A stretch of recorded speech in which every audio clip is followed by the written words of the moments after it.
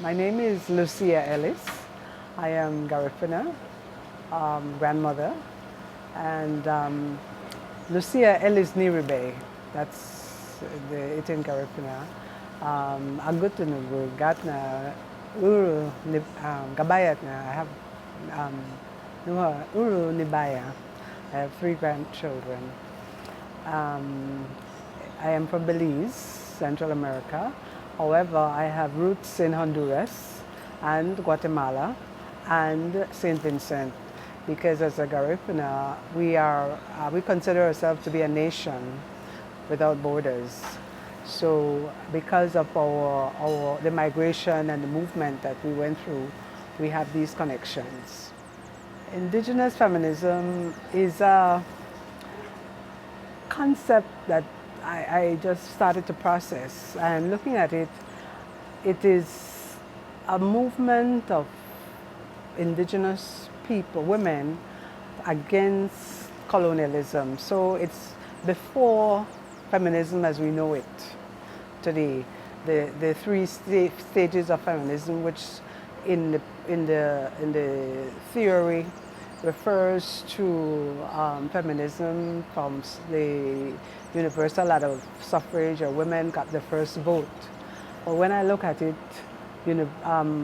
indigenous feminism is from prior to the Columbus days, where we stood side by side with our men in order to make things happen. We had clearly defined functions.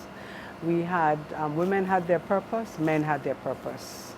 And it is with Western feminism that construct has changed. And so indigenous feminism doesn't buy into that.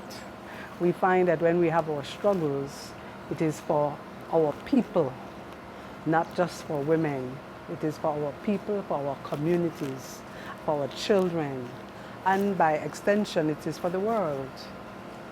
So it's very different from Western feminism. Colonial trauma, as I presented in my presentation, is very subtle, and it is something that very painful to even talk about, because we are told that it happened so long ago. So some of us are in denial about it, because we have been programmed to not even identify with it, okay? So the trauma happens, you feel it when you come face to face with the oppression that when we start to analyze the oppression that we have to live every day. So it is, the average person may not recognize it as that. So as someone who is looking at it and trying to analyze, why is it that our people cannot make progress? Why is it that compared to other groups who may come into the same environment and seem to be able to make progress? So that's when we start to see the systematic racism and discrimination that has been put in place. But it has happened over a period of time that we don't even remember when it started. And we start to accept it as norm, or something is wrong with us. So it is important, forums like this is important for us to become aware that we're not imagining something. It is real. The oppression is real. The pain that we feel is real. And it was something that was done to us.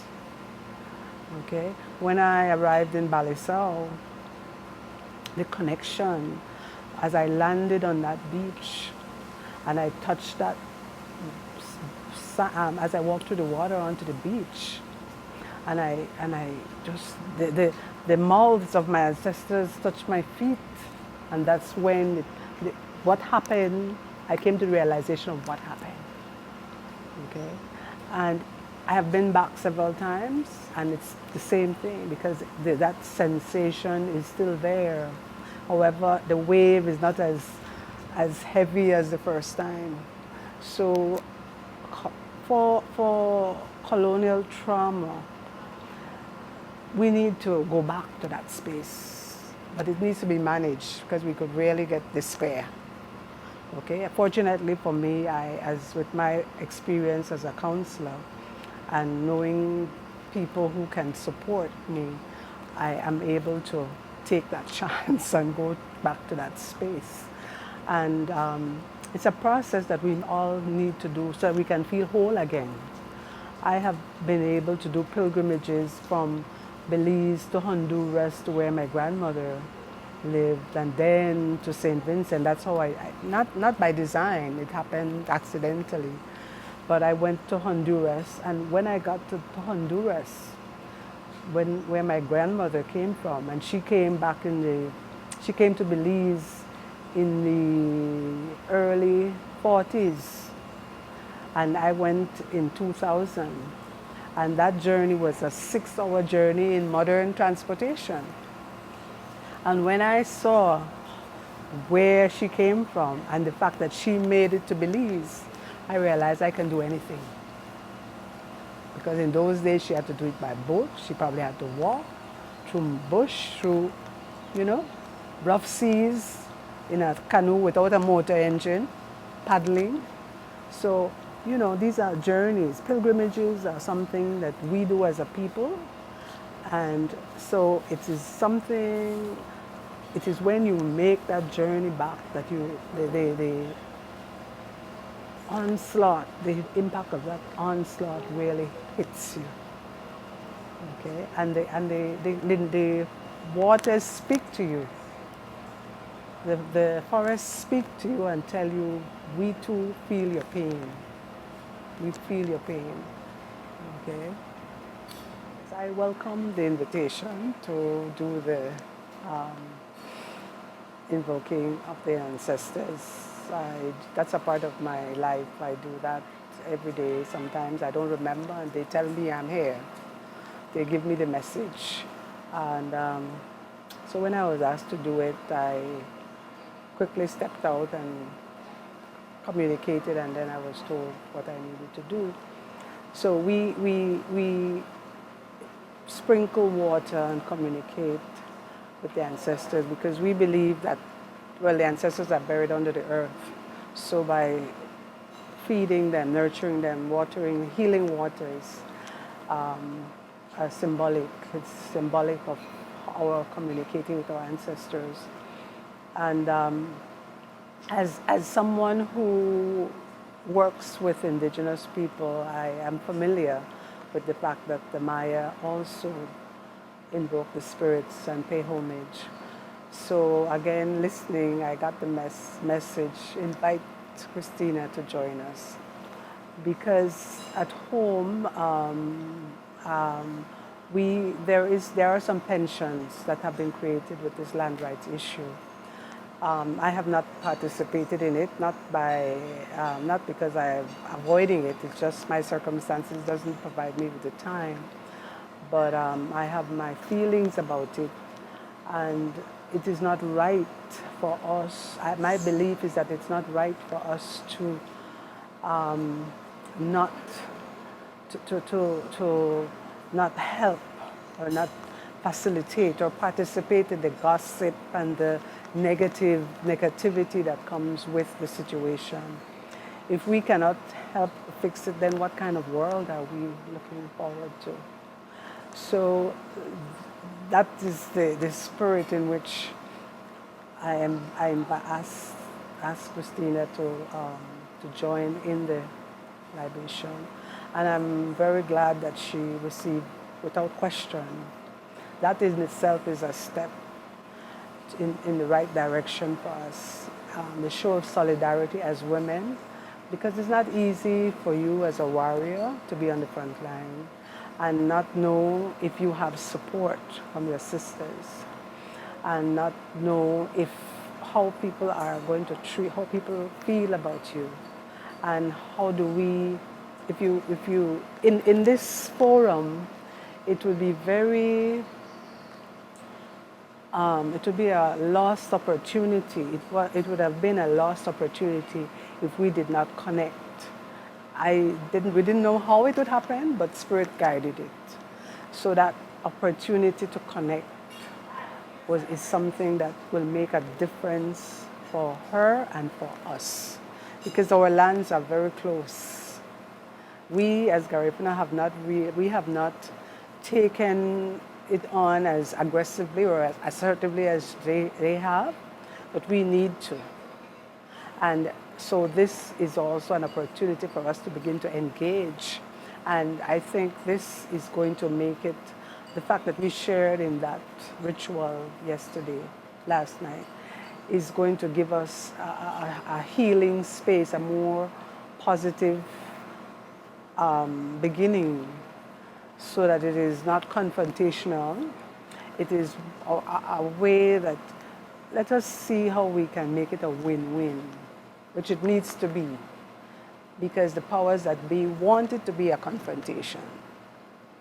They want it to be, so that they can justify continued marginalization of one group, and eventually we will go with them too. So it is only with solidarity that we will be able to get both of our situations resolved. We have sacred lands. Garinagu have sacred lands as well. As I said, we haven't done enough homework as they have. So we can learn. We can learn.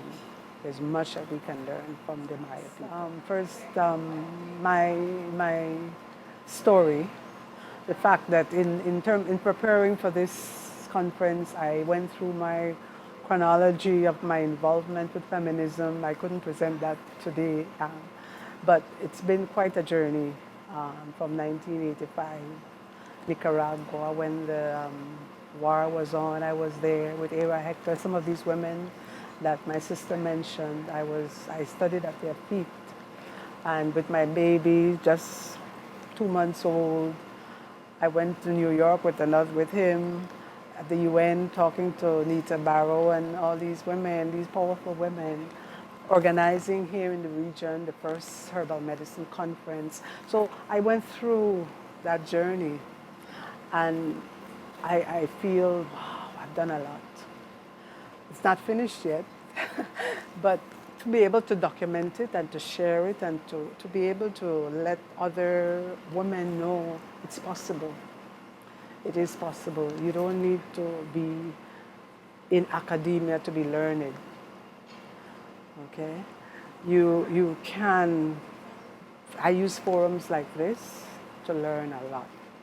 So I go back, I have research to do, I have extra things to read now in my spare time, so as to become more informed, so that I can facilitate the strategies, the development of strategies that we need. Okay? So this conference is awesome. I wanted to come here when I applied, I was accepted, but I had a family. I said, nah, it's either family or leave, and I decided to stay home, and I'm glad I did. But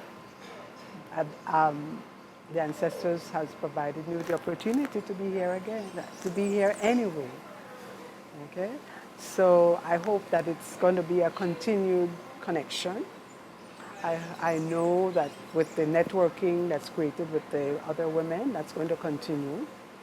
I also love the fact that it's being documented, because as a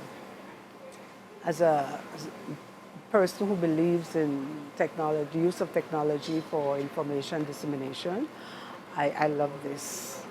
I would like to learn more about it so that we can share our stories. We can't, it's more expensive to fly all over the place than it is to put something like this on the web, and the world hears our story.